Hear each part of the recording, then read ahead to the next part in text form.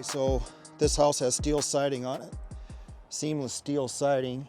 And it's not an easy detail when you're re-roofing. It gets guys all the time. So really, to do this properly, if we would have bid this job, we would have had extra time figured in the bid to remove this siding. Under the siding, we have to get step flashing under there. You cannot reuse step flashing, you just can't slide it. So on this, I think I got a couple pictures of it. Thomas can put a picture up on the video for you of what it looked like before. But here it is after the siding has been removed, and he's had a leak in this spot ever since the roof was done. So what they did, this is where the J channel was sitting, and this is what the roofers did. They just slid the shingles under the J, and then they blackjacked. They ran a bead of blackjack underneath the J channel. So not the greatest. That's 150% wrong, because if anybody would read the manufacturer's specifications, if you just read the manual, and it doesn't matter what manufacturer it is, they all require step flashing, and step flashing is code. So when roofers when people do this, you're just going to have problems. So unfortunately, the homeowners had a problem for a while. But you can see the shingles are in perfect shape. They're relatively new. So right underneath this spot, the ceiling's gone. So the outside corner here, the way the outside corner is for steel siding, wind-driven rain can get behind that, and the roof only leaks when it's wind-driven rain. So the problem is rain is getting in the channel and coming straight down. So if you look right here,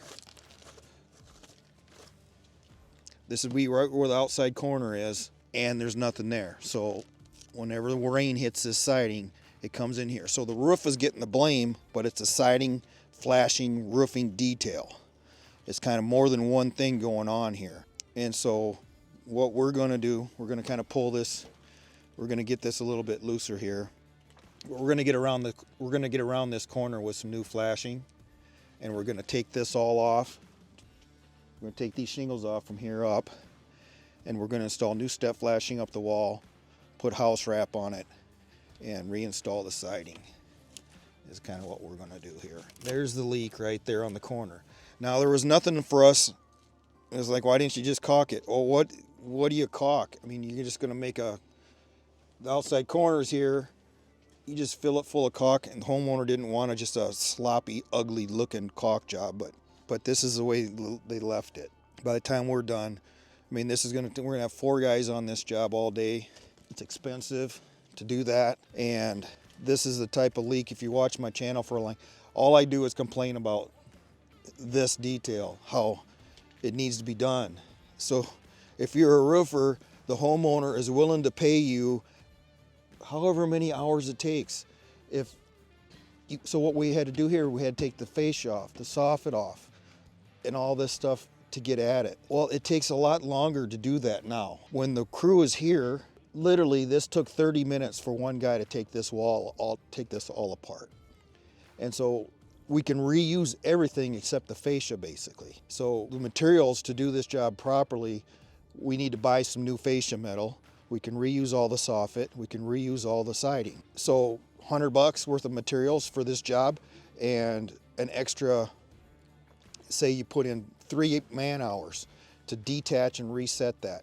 At whatever you charge 25 an hour, great. If you charge $200 an hour, great. But who cares? It's just do it. It needs to be done right. So now the homeowner is paying full labor now, and it is expensive because there's 3 trucks in the driveway, a dump trailer, a scaffolding trailer. There's just a lot goes into mobilizing to a house to redo these for the homeowners, and the guy that roofed it ain't ever coming back. So it's on the homeowner. So this is something that we do all the time. So yeah, there's going to be times where our bid is going to look way more expensive, but on a job like this, we're going to have an extra $400 to $1,000 to detach and reset siding, but we explain it to the homeowner and why it's done. But either guys just don't like to do it, or they don't know they need to. So, but this just doesn't work. So we're going to tear into it today, work on it today, and make a video about it. So it's funny once you get dug in here. This is how they had the plywood. OSB, I know it's not plywood, it's whatever. Here's the OSB, and they cut it short. So then the step flashing was just floating here. It's just funny.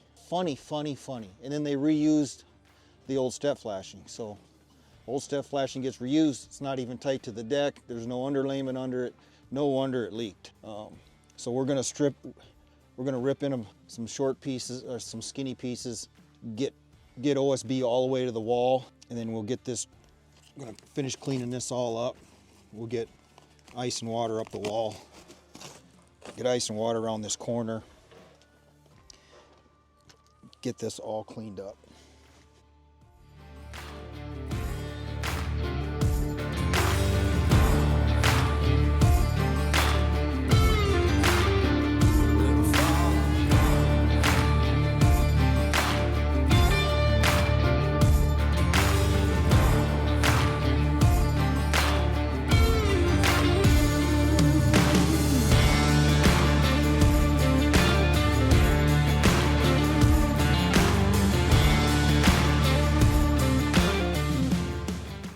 So we did both sides of the dormer. This is what we ended up doing. So this was all just a cluster, bent up, rusty metal here, step flashing, 100 years old. So Thomas has a bunch of pictures of what we did. But basically, we got ice and water on this slope. The ice and water goes up the wall 4 inches. We got new step flashing that is back to the original wall of the house. Original wall. And then we just covered it with a 1x4 to fur it out because we wanted to get the ice and water up there. And we got to reinstall all the steel siding. The other siding contractor is doing that. And so we needed to get that pushed back out. So that's what the board is for, is to just get it back out flush with the original old siding that they sided over. But the key thing here is to remember this flashing, this end wall flashing, ends right even where the step flashing is. So we added another piece of flat metal. It goes up behind on the roof deck. Remember, this is all covered with ice and water. Ice and water is wrapped around this whole corner. We extended out and we got the step flashing. That first piece of step flashing is bringing the water about 1.5 inches past the wall here.